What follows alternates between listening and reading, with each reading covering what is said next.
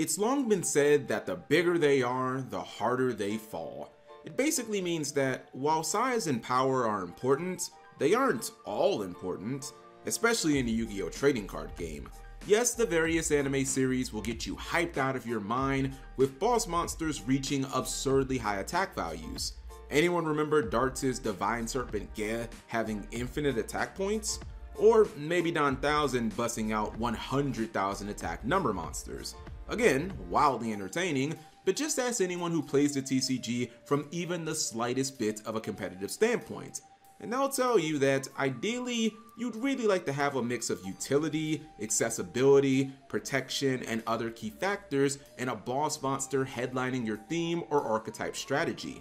In this video, we're going to dive headfirst into one of Yu-Gi-Oh's biggest cautionary tales of what happens when you value raw strength as the be-all and end-all. Welcome to another episode of Why It Failed. In celebration of the upcoming Maze of Memories booster set and soon to be released Gate Guardian support, I thought now would be the perfect time to revisit one of Yu-Gi-Oh's first juggernaut boss monsters. Today I'll teach you all about the Paradox Brothers' iconic Gate Guardian and its pieces, its history, why the theme failed spectacularly from a competitive standpoint, how it could have been adjusted to work a little better, and of course take a look at the new support Konami gave us in Maze of Memories. Gate Guardian of course debuted during the Duel Monsters era. In fact, this was nearly 3 years before the TCG launched, back before the turn of the millennium. This was without a doubt the most infamous event in the OCG's history, the rarely ever discussed but terrifying Tokyo Dome event held on August 26, 1999. I've spoken of this chilling event briefly in my Exodia Tier 0 video because this is also where the head of Exodia premiered. As usual, I don't want to bury the lead in these videos, and I will eventually get around to making a dedicated one on this event. Those lucky enough to walk away from all that chaos and turmoil with a copy of Gate Guardian now held an incredibly valuable and rare card. But sadly, just like with Exodia, the card wasn't even technically playable. It was actually impossible to summon at that time because only the most expensive piece of the Gate Guardian theme could be found at that event. In fact, the other 3 Guardian pieces, Sangna of the Thunder, Kazejin, and Suijin, wouldn't be released for another month. The 3 pieces were later released in the OCG's Volume 5 booster set as very obtainable super rares, circa September 23rd.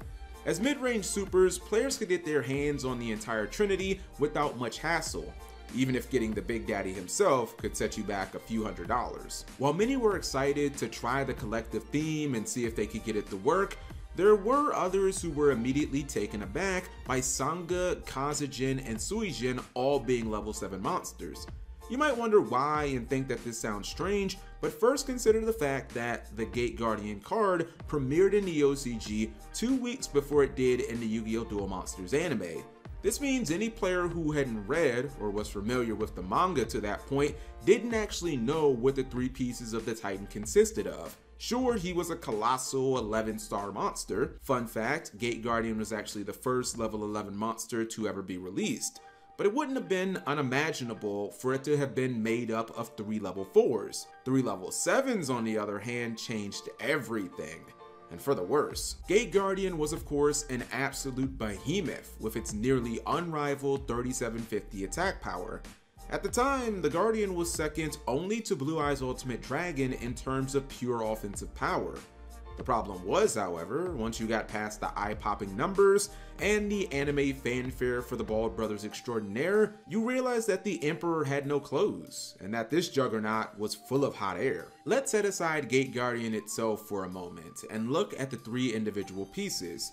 If you're not aware, I'll let you know right now. 2 tribute monsters were not very successful from a competitive standpoint during the DM era. Well, unless your name was Dark Magician of Chaos, which was otherworldly powerful, or Blue Eyes White Dragon during the early stages of the OCG. Throw everything the anime tried to teach you about Dark Magicians, Barrel Dragons, and Red Eyes easily hitting the field consistently, because we all know that the Duelist Kingdom rules weren't real. And during DM, sacrificing 2 monsters for 1 was kind of asking a lot. I'll give them this though. In a vacuum, and at the time, The 3 Guardian pieces were actually fine as cards. They all shared an effect that was completely unique to the theme. Each would let you reduce an attacking monster's attack value to 0 during damage calculation once while face up on the field. This ensured not only would each piece survive at least one key battle, but you'd also be able to take down an opposing monster and inflict some hefty battle damage as well. A pretty solid effect overall that, while not exactly the most practical thing to have on 2400 plus attack monsters, it did make them damn near impossible to take down in battle. Just think about it. Your opponent essentially had to have at least 2 monsters on field capable of taking down each piece to definitively get over one. This was made even more certain since the attack reduction was permanent. So even if the opponent had something like Wabaku to help their monster survive a battle, the Guardian piece would just threaten to run it over during their next battle phase. The random variance between the 3 pieces was fairly annoying.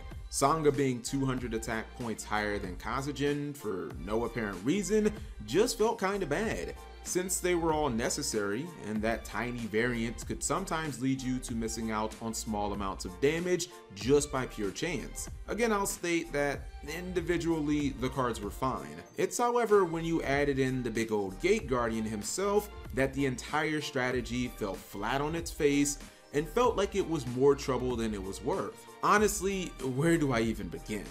Having to have 3 specific 2 tribute monsters all on the field at one time was a straight up nightmare as a summoning condition. As mentioned earlier, 2 tribute monsters were hardly ever played during this era competitively at all, so getting duelists to play a full playset of them nonetheless was kind of like pulling teeth. Add that to the fact that none of the Guardian pieces were searchable, so there wasn't exactly a reliable way to get access to these guys.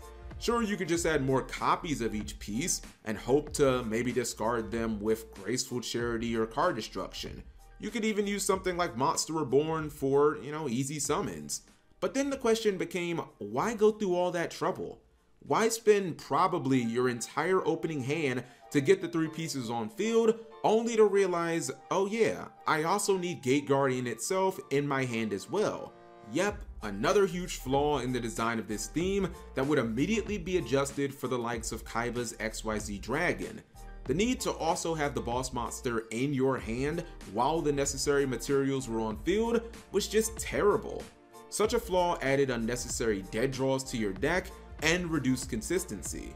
But for the sake of argument, let's just say that absolutely everything went as planned and you had Gate Guardian in your hand and were able to summon it. Now what?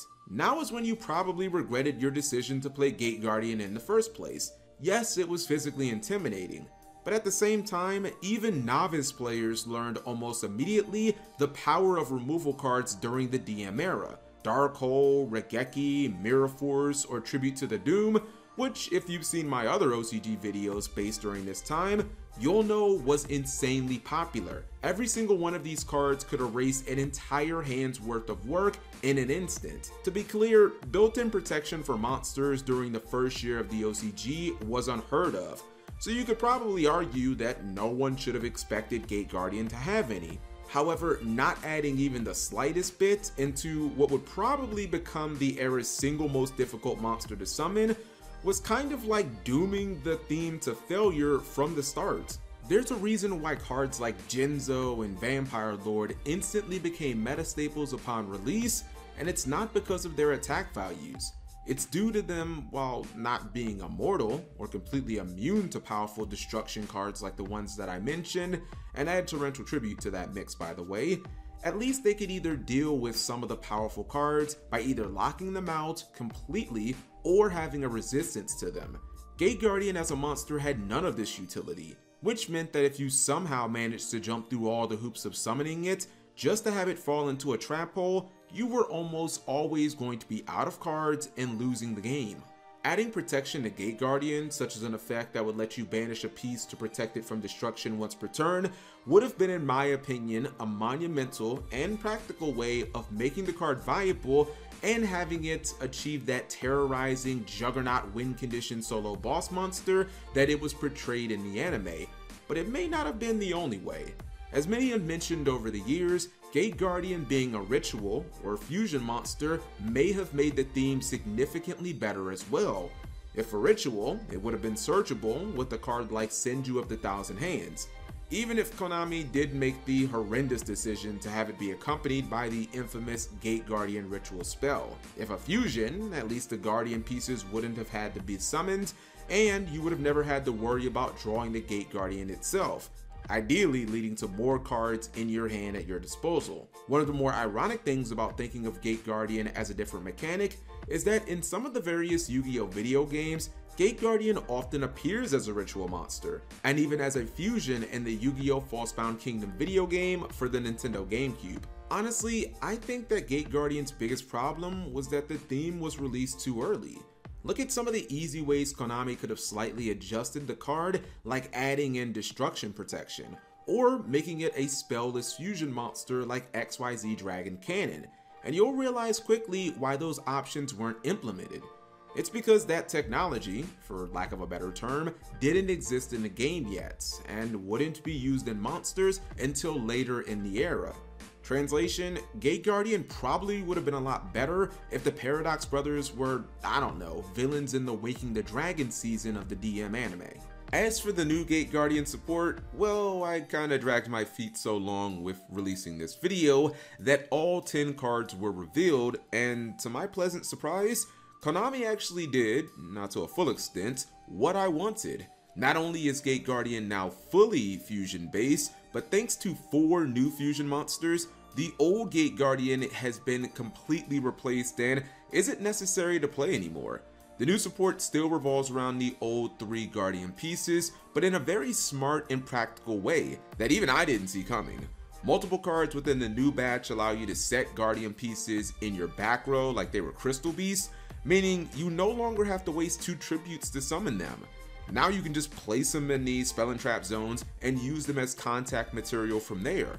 One of the new fusions also has double spell and trap negation, which even by 2023 standards is absolutely insane, and all the fusions will summon a Guardian piece back upon dying to an opponent's card. The biggest boss monster even one-ups that by just cheating out another one of the fusions. They stacked a solid amount of removal in here, and even a cheesy OTK spell that just works when you have a bunch of giant-sized monsters. The true boss monster is a bit disappointing, but overall I like what Konami did here. The Gate Guardian theme finally functions after 20 plus years of fans waiting. Will it be meta? But at least you can competently play the deck and have some fun on maybe the locals level. It could have been better, and I really wanted to see the big boss monster be an unkillable towers type, but believe me, it could have been a lot worse, and personally, I'm pleased. Well, those are just my thoughts on Gate Guardian, its pieces, its history, and everything else related to the card and the theme. If you enjoyed the video, or more importantly, you learned something, let me know in the comment section below. Thank you guys for watching as always, and stay subscribed for more videos like this in the future. It's my turn! I draw! Elements of thunder, water, and wind. Sangha, Suijin, Kazijin, begin! Meld your powers in eternal light. Show these fools your unstoppable might. Gate Guardian!